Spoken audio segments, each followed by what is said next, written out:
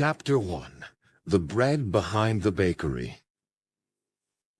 Lena crouched behind the bakery wall, her backpack slung over one shoulder, heart beating like a drum.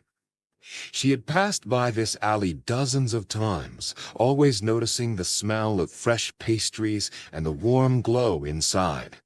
But tonight was different. Tonight she had to know. She had heard a rumor from Marco, the kid who helped clean up at the end of the day.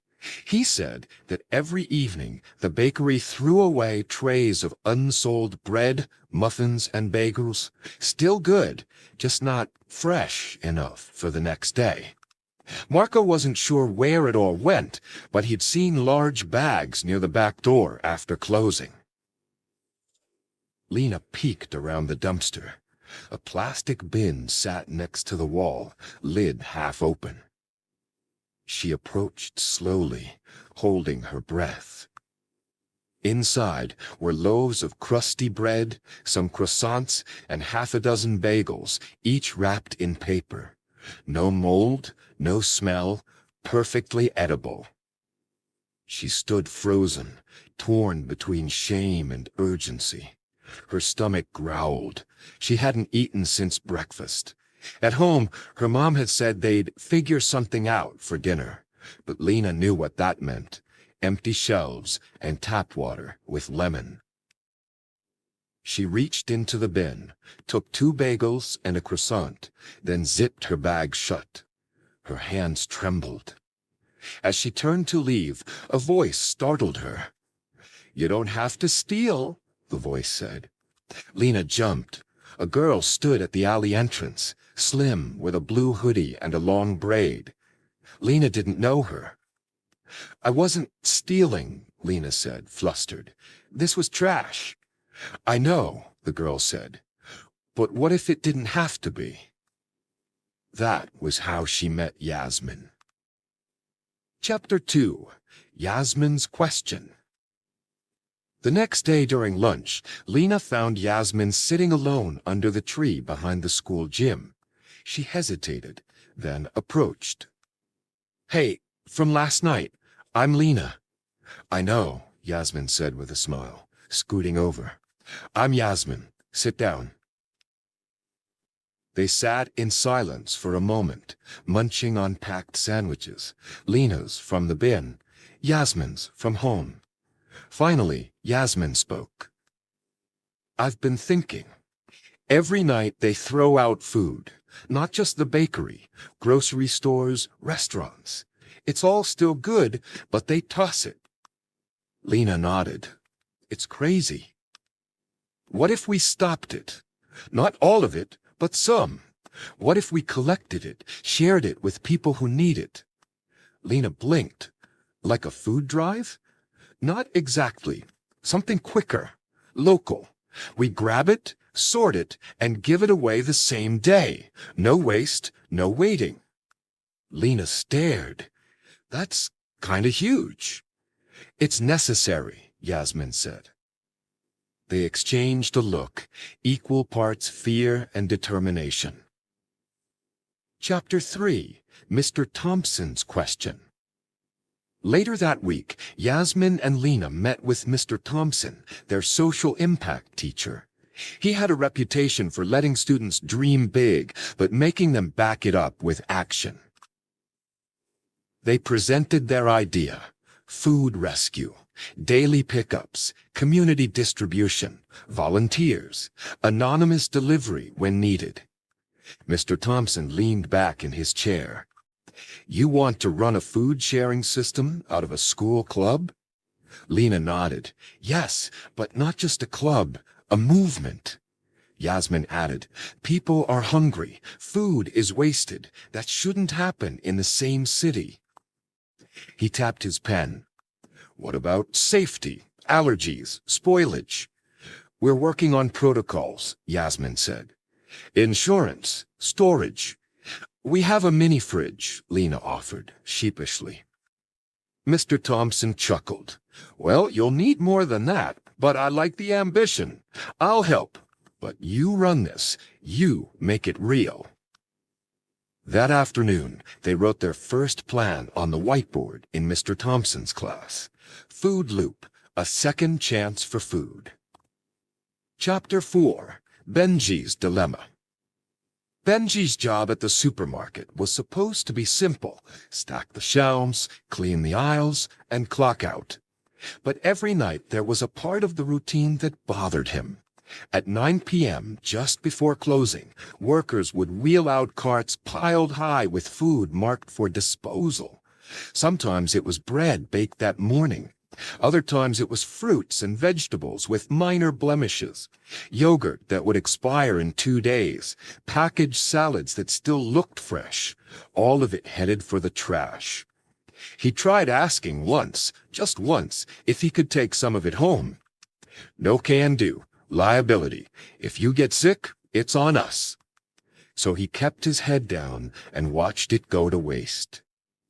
One afternoon, Lena and Yasmin met him in the school courtyard. "Hey, Benji," Yasmin said, "we want to ask you something." He looked up from his sketchbook. "What's up?" Lena leaned in, speaking low. "We have a plan. We're collecting leftover food, good food from stores and restaurants. Then we'll clean it, package it, and get it to people who need it." Benji blinked. "Wait, you're doing what?" Lena explained what she had seen behind the bakery. Yasmin added how they were getting help from Mr. Thompson and how they hoped to expand. Benji's eyes widened. "You want me to help you take food from the store?" "Not steal," Lena said quickly. "Just take what would be thrown away." He rubbed his forehead. "If my manager finds out, I could lose my job." "We'll be careful," Yasmin promised. "No one has to know. You can just leave a box outside. We'll handle the rest." Benji was quiet. Then he nodded slowly. "Okay, but one mistake, and I'm out." They shook on it. That night, Benji placed a box of fruit, bread, and yogurt behind the store. He walked home feeling nervous, but also proud. Chapter 5. May builds a map. May always sat in the back of class, earbuds in, coding something mysterious on her laptop. She wasn't antisocial, just focused. She liked logic, structure, and solving problems. When Lena and Yasmin approached her after school, May thought it was about homework. "We need tech help," Lena said. "You're the best at that." May looked intrigued. "What kind of help?" Yasmin pulled out a hand-drawn sketch. "A map, a way to match food donors with people who need food. Discreet, fast, safe." May studied the map. "You need a database. Real-time updates, secure logins." "We don't need names," Lena said. "Just connections." May nodded slowly. "I can build it."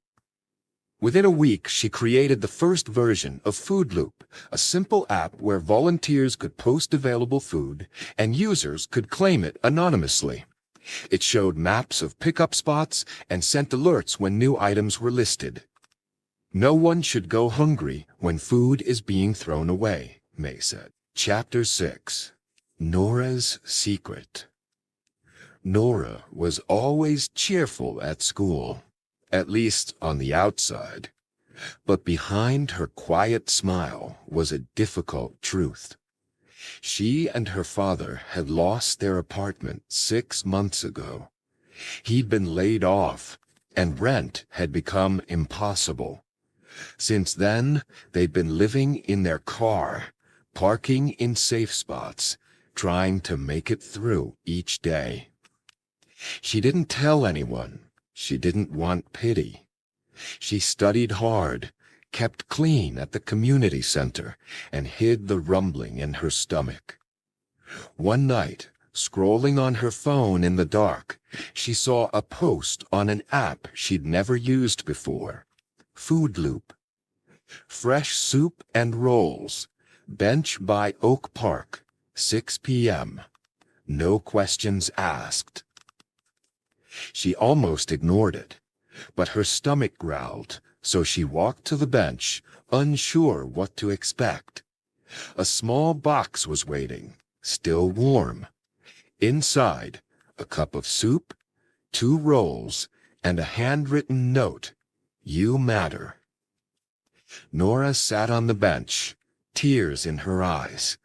That meal wasn't just food, it was hope. Chapter 7. Mrs. Patel's Rules. Mrs. Patel was known for 2 things: delicious samosas and strict rules. Kids at school often joked she could see through walls. She ran her corner store like a ship. Everything in order, no nonsense. When Lena visited her shop, she was nervous. "I wanted to ask if you'd be willing to donate unsold food," Lena said, explaining their project. Mrs. Patel crossed her arms. "You want me to give food away? What if someone gets sick? What if they blame me?" "It's not spoiled," Lena said. "Just what you'd throw out." "Still risky," Mrs. Patel said firmly. "I cannot take that chance." Lena left disappointed. But later that week, Mrs. Patel saw something that stayed with her. A little boy, no older than 7, was digging through her trash, pulling out a half-eaten sandwich. He ran off when she shouted. The next morning, a small crate appeared outside the store. Inside were fruits, bread, and pastries. Taped on top was a note. "For Lena, but you didn't get it from me." Chapter 8. Isaac Finds Courage. Isaac was shy. He didn't like crowds, loud voices, or anything that drew attention. But he liked organizing things.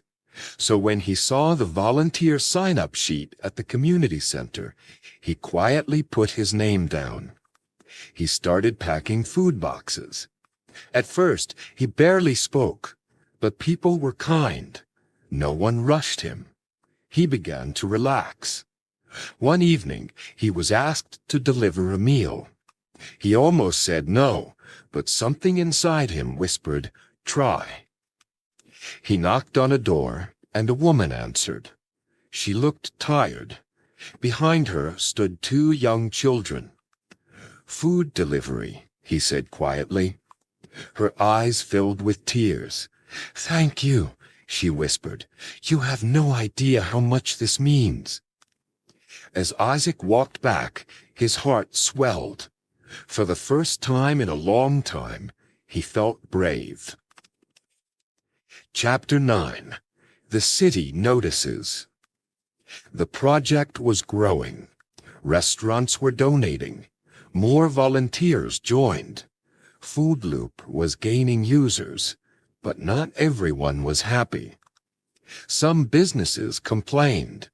Others worried about regulations, and soon city officials got involved. "You need permits for food distribution," one inspector told Mr. Thompson. "This could be shut down."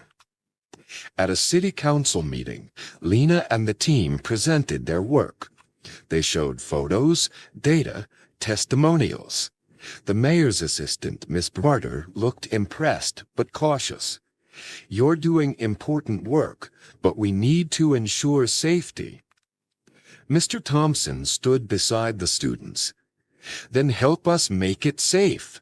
Don't stop the good because of red tape." The room fell silent. Chapter 10. Omar's First Winter. Omar was new to everything: the language, the city, the cold. He and his mother had fled conflict, arriving with almost nothing. They lived in a shared apartment with other refugee families. He didn't talk much, but when he saw a flyer for food volunteers, he pointed and said, "Help." "Yes." At the center, he peeled potatoes, sorted canned goods, and cleaned with care. He worked silently, always smiling.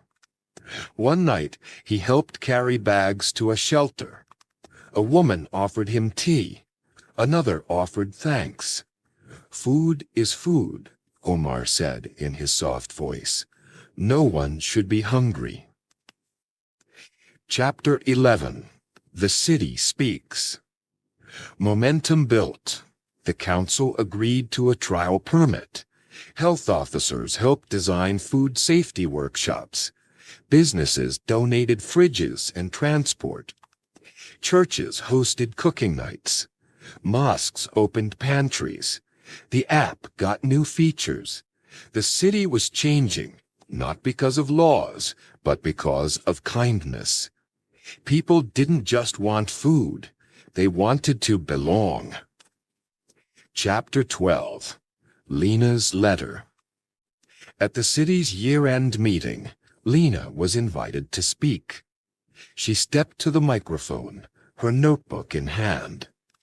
We began with 1 bag of bread behind a bakery, and now we've shared over 10,000 meals. She paused, scanning the room. This isn't about charity. It's about dignity, about not wasting what we have, about making sure every person feels seen. She held up the original Food Loop sketch. We believed there was enough for everyone, and we were right. The audience stood and clapped. And in that moment, the city became a little more human. Thanks for watching. Take action today, not tomorrow. Press subscribe. And let's keep learning together. You're doing great. See you in the next one. Stay strong.